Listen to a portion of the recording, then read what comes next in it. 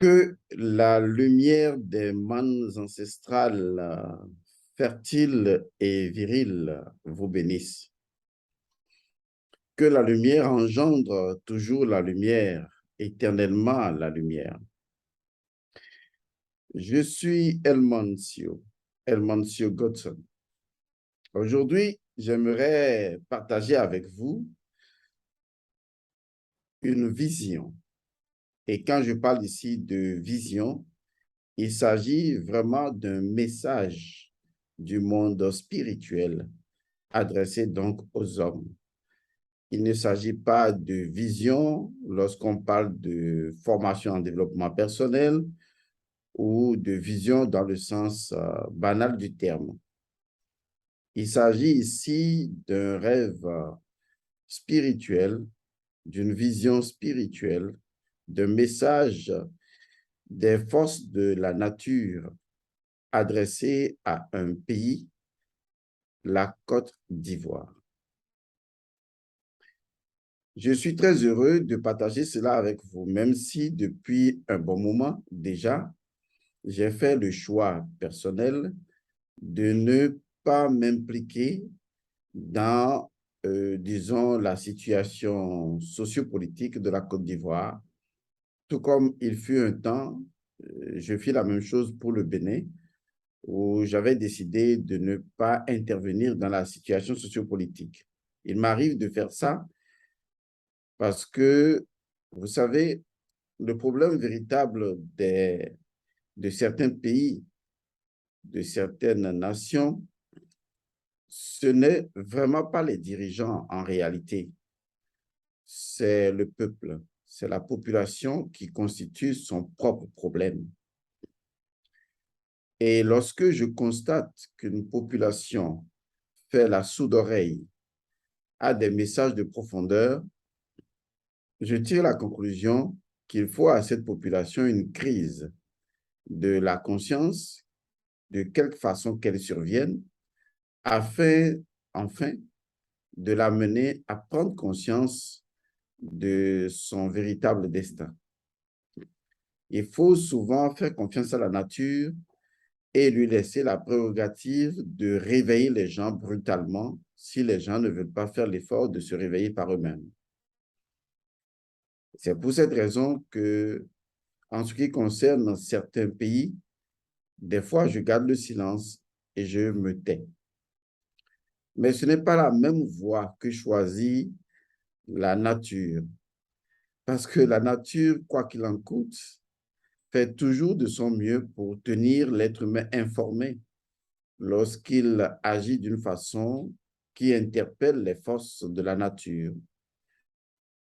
Et donc, il ne s'agira pas de moi et de ma position personnelle, parce que ce que je vais partager avec vous, s'il ne tenait qu'à moi, franchement, je ne partagerai même pas ça avec vous, mais je ne peux pas ne pas le faire parce que c'est un message du monde invisible aux hommes ou aux habitants de la Côte d'Ivoire et je n'ai vraiment pas le droit d'empêcher que ce message soit entendu.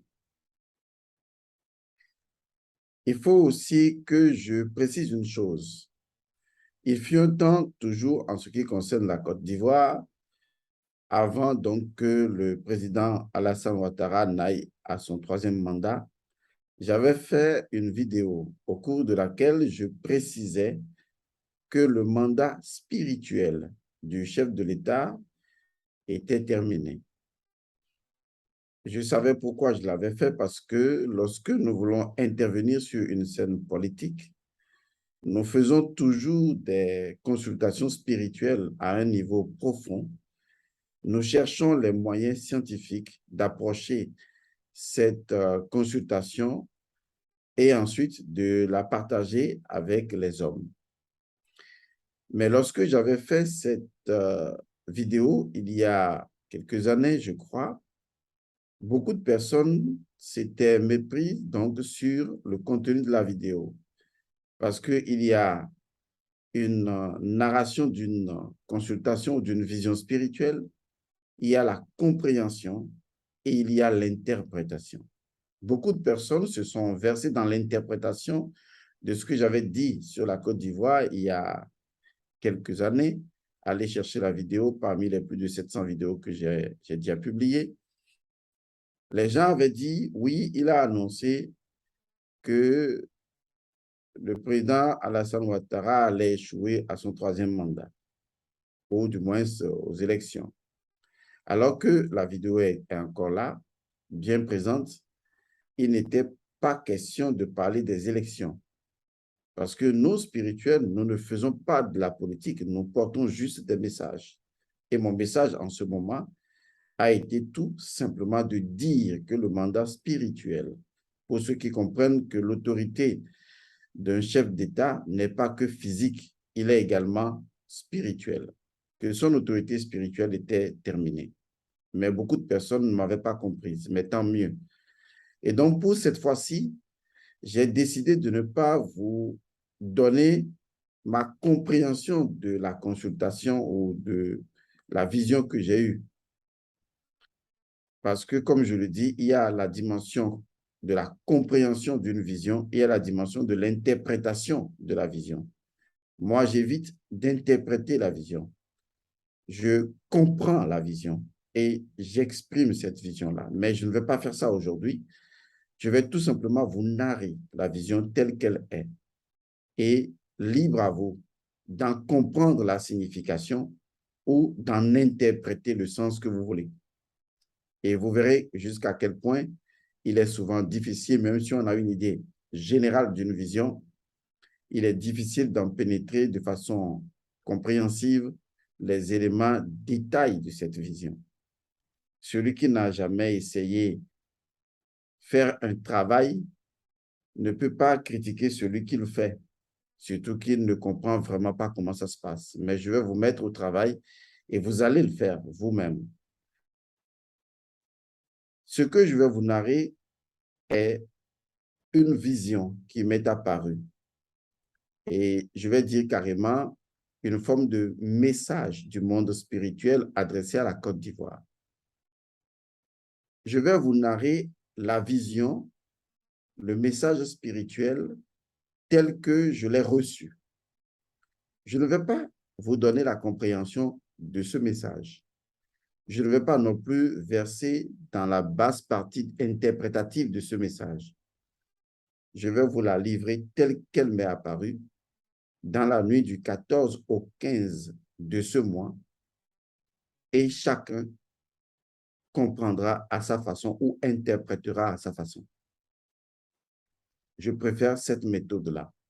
Tout ce que je peux dire, c'est que celui qui comprenne, comprenne et que les gens avisés sachent vraiment agir en conséquence.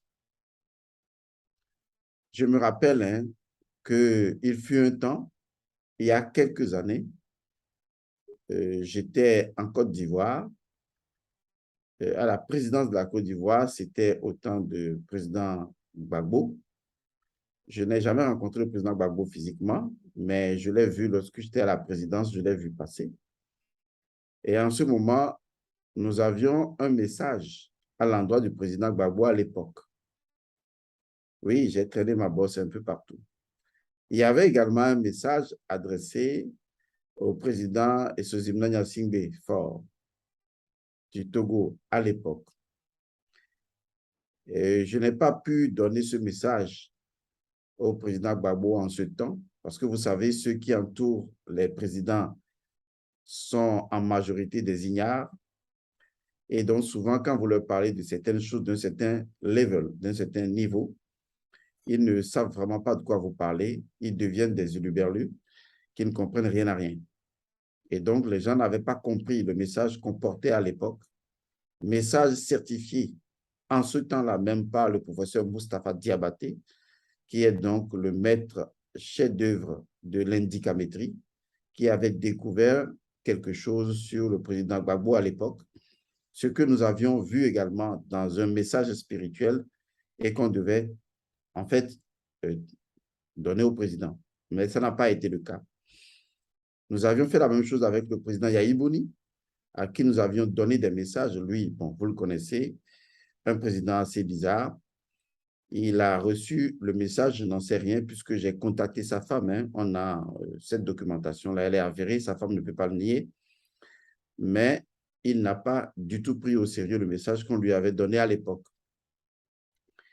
Et nous avons vu ce qu'il en a découlé. Et donc, depuis ce moment, j'ai décidé de croiser les bras sur le Bénin à un moment donné de sa spiritualité. Et je crois que beaucoup de Béninois qui me connaissent très bien l'ont remarqué d'ailleurs et continuent de le remarquer.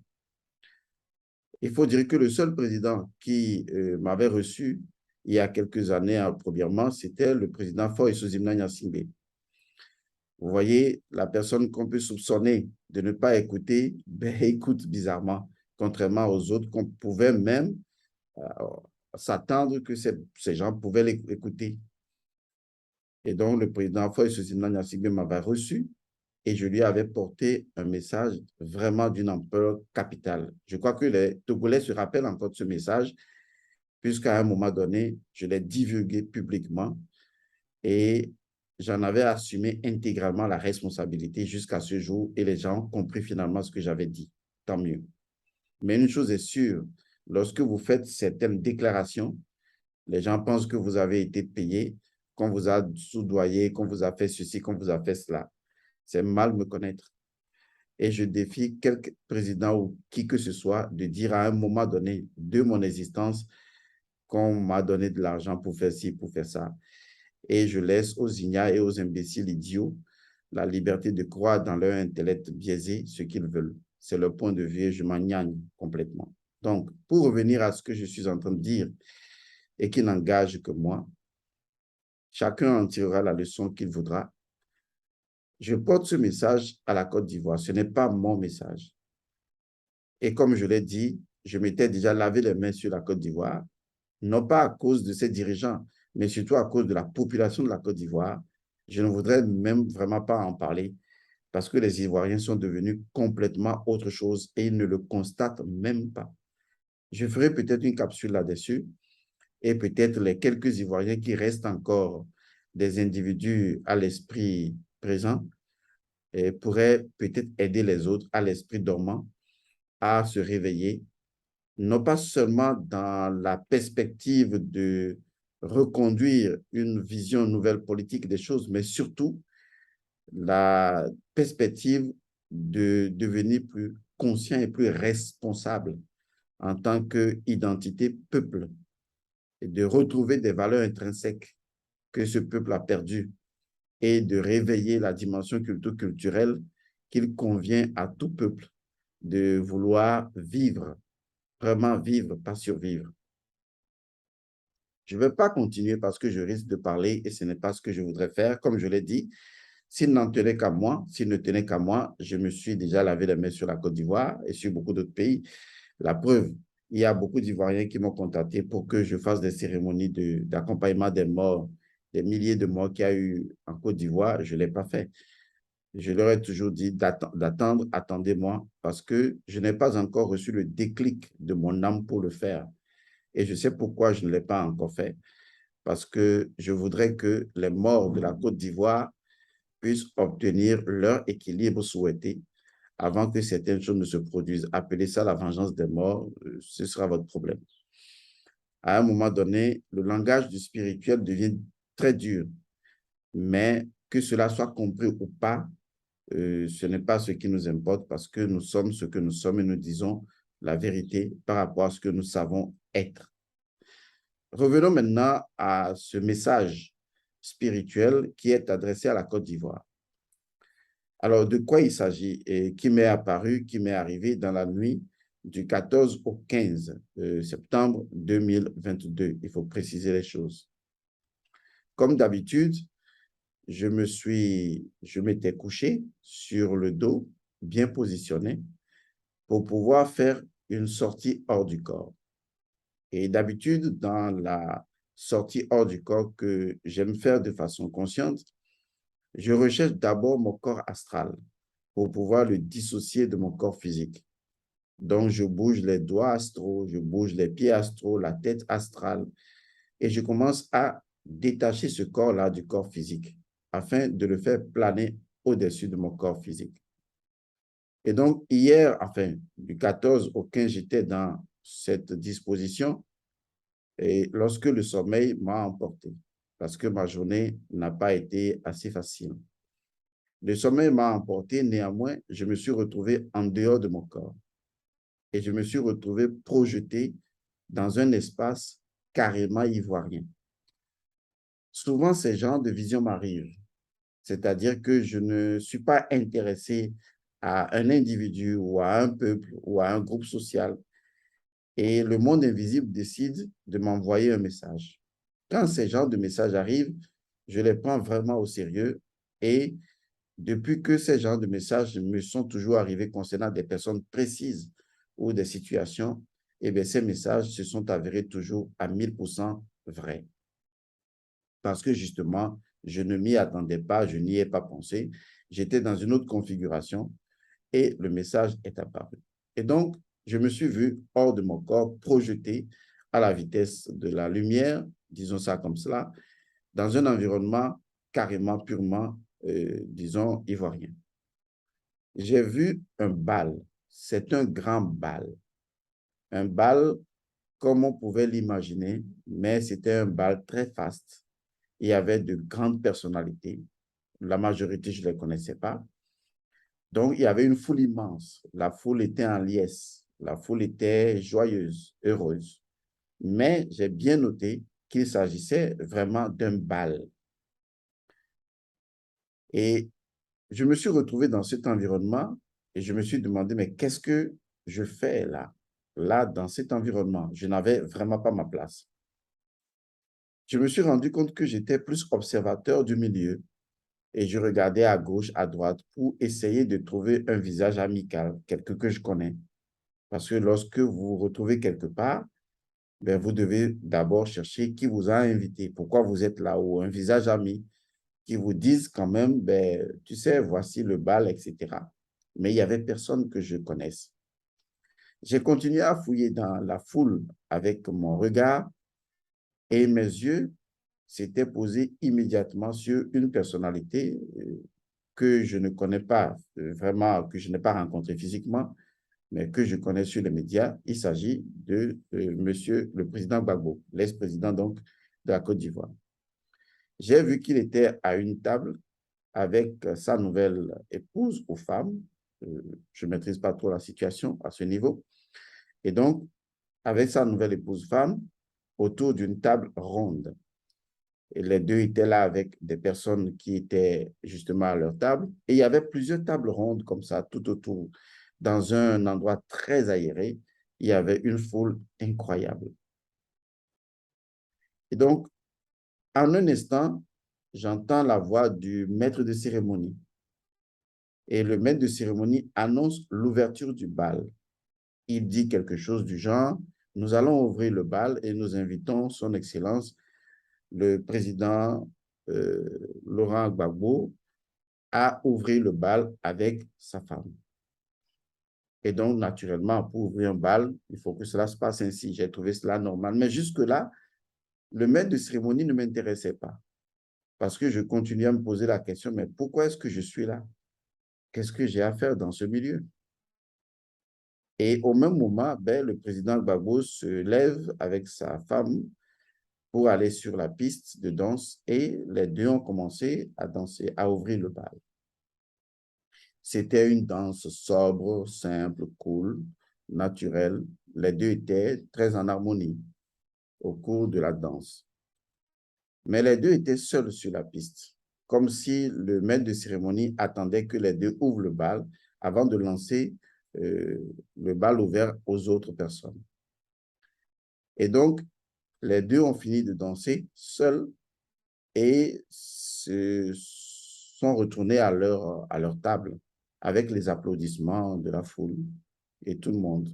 Mais moi, je me questionnais toujours, hein, en fait. Et à un moment donné, eh ben, quelque chose de très curieux, le maître de cérémonie annonce l'arrivée d'une autre personnalité qui, en fait, n'était pas là. Là, j'étais un peu curieux à une autre personnalité qui est-ce que cela pouvait être. Et donc, au cours du bal, il annonce la venue, quelque chose comme ça. Nous avons une surprise extraordinaire, etc., etc. Nous avons le plaisir, l'honneur et tout ça de vous annoncer la venue donc de Madame Gbagbo, en fait, l'ex-première dame. Là, j'étais un peu étonné. Et il y avait une partie de la foule qui était un peu mitigée. Des gens se posaient la question, ah bon, et tout. Et donc, Madame Gbagbo arrive et elle va rester à une table suffisamment éloignée de son, excusez le terme, ex-mari, je vais le dire comme ça, Monsieur Laurent Gbagbo. Mais là, l'atmosphère a changé un tout petit peu parce que des gens se posaient la question, y compris moi-même, vu un peu les médias, je me suis dit, ben, qu'est-ce qu'elle fout là? Certainement, c'était la même question que les gens se posaient. Jusque-là, le maître de cérémonie ne m'intéressait pas, mais avec cet événement nouveau, j'ai commencé à m'intéresser vraiment au maître de cérémonie. Et c'est là, quand je le regardais vraiment, vraiment, je me suis rendu compte que c'est plutôt le maître de cérémonie qui n'était pas vraiment une personnalité normale. Parce que je semblais voir sur son visage une autre personnalité dont le visage était beaucoup plus proche de l'un de mes maîtres spirituels. Et je me posais la question, est-ce que c'est mon maître Ouaga ou est-ce que c'est qui? Mais qu'est-ce qu'il foutrait là? Qui est celui-là? Et donc là, l'environnement avait commencé donc pas à m'inquiéter, mais à m'intéresser un peu plus avec, certes, de prudence, puisque je ne savais pas qui m'avait invité justement à ce bal. Je ne viendrai jamais de moi-même, puisque je ne participe vraiment jamais à des événements politiques. C'est ma nature. Parce que pour moi, ce n'est pas la politique qui va régler le problème du monde, c'est la spiritualité. C'est clair pour moi, c'est comme ça.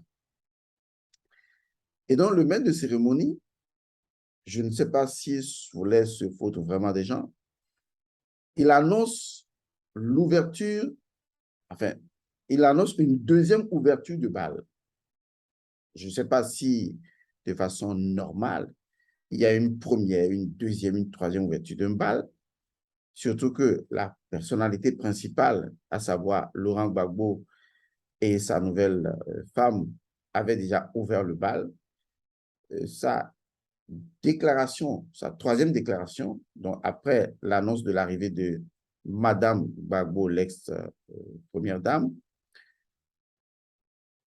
après cette annonce, annoncer, troisièmement, un message comme l'ouverture d'un deuxième bal, enfin, deuxième ouverture du bal, c'était quand même assez curieux pour moi.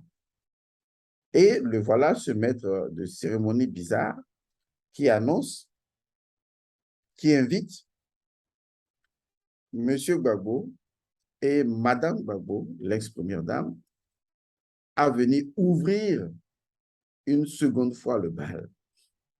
Alors là, il y avait comme une petite tension. Les gens n'avaient pas commencé à applaudir, tout le monde était resté calme. Est-ce une erreur? De quoi il s'agit? Il répète encore son message une deuxième fois. Jusque-là, le président Gbagbo était toujours à sa place.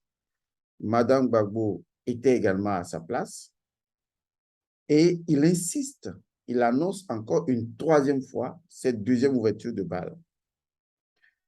Alors, j'ai vu Madame Gbagbo habillée en traditionnel, hein, avec un pagne par-dessus son bras droit, un pagne de couleur vert et de couleur bleu fleuri, façon, avec un dessous un peu blanc, une chemise blanche, un pagne bleu au-dessus. Et elle se déplace et va vers son mari, enfin, son ex-mari, je vais le dire comme ça, Laurent Gbagbo. Et elle arrive pas derrière Laurent Gbagbo et lui tapote sur l'épaule droite. Et Laurent Gbagbo se retourne et c'est elle, contrairement aux coutumes, hein, ou à la coutume, c'est elle qui invite maintenant, en tendant la main à Laurent Gbagbo, de bien vouloir se lever pour que les deux dansent. Chose curieuse, Laurent Gbagbo regarde sa nouvelle épouse qui l'encourage à se lever et à suivre Madame Gbagbo, l'ex-première dame. Et donc, voilà Gbagbo qui se lève timidement, qui avance. Et c'est là seulement que la foule a commencé à applaudir énormément. Et les deux vont sur la piste de danse. Et c'est là que quelque chose de curieux s'est passé. Ce qui s'est passé, c'est que les deux ont commencé à danser d'abord individuellement. Est-ce que vous vous rappelez de ces formes de danse que nous dansions quand on avait 14, 15, 17, 18 ans? Vous savez, ces danses qui ressemblent un peu à du soul dance, où en tant que jeune, on frimait, chacun faisait un peu ses katas de danse, je vais dire ça comme ça. Des gens qui faisaient le robot, des gens qui faisaient un peu de différents styles. Mais là, j'ai été vraiment surpris parce que ce que Laurent Gbagbo et Madame Gbagbo avaient commencé à danser n'était plus vraiment de leur âge. Parce que chacun dansait un style différent.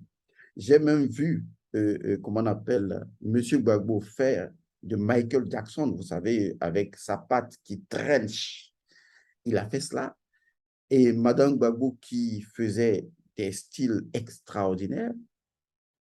La seule chose qui m'inquiétait, c'était que les deux ne tombent pas. Parce qu'ils étaient quand même âgés. Ils sont quand même âgés dans la réalité des faits. Mais là, les deux dansaient comme de jeunes petits garçons ou de jeunes petites filles. Tout excités, mais individuellement. Et à un moment donné, les deux ont commencé à se rapprocher l'un de l'autre. Et finalement, c'est comme si la musique a changé. Et les deux se sont retrouvés l'un dans les bras de l'autre en train de danser une forme de salsa beaucoup plus sobre avec les applaudissements de l'assistance. C'était ouf, extraordinaire. C'était époustouflant. J'ai assisté à cela toujours en me demandant, mais que fais-je là concrètement? Ce maître de cérémonie, alors à un moment donné, ne m'inquiétait plus parce que je me suis dit, cette situation n'était vraiment pas normale. Et donc, quand je repère de la normalité dans un processus qui paraissait tout à fait normal, je comprends que c'est la dimension de l'esprit qui intervient, car c'est l'esprit qui représente la normalité. Et c'est à la suite de ça, quand les deux ont fini la danse, toute la foule en liesse pour les applaudir, pour les acclamer et tout.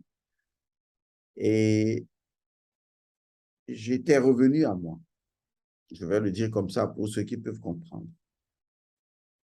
Alors, c'est une vision, un message que j'ai vu qui m'est apparu.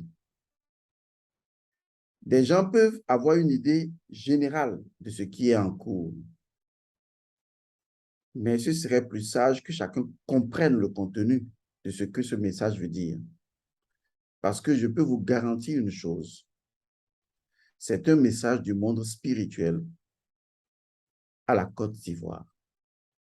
Je ne vais pas vous en donner la compréhension et je ne vais même pas m'amuser à une forme d'interprétation.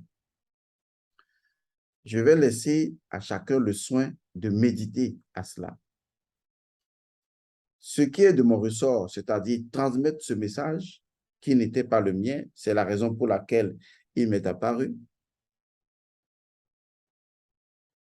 Mon rôle, c'est de vous transmettre ce message et je viens de le faire. C'est à la Côte d'Ivoire ou à des élites de la Côte d'Ivoire d'en faire l'étude, de dégager une compréhension et de voir si peut-être dans ce message se trouve un point de départ de l'horizon d'une Côte d'Ivoire qui étonnera le monde. Ce sera à vous de décider. Mais quant à moi, Mon message s'arrête à ce niveau et comprenne qui pourra. J'ai dit.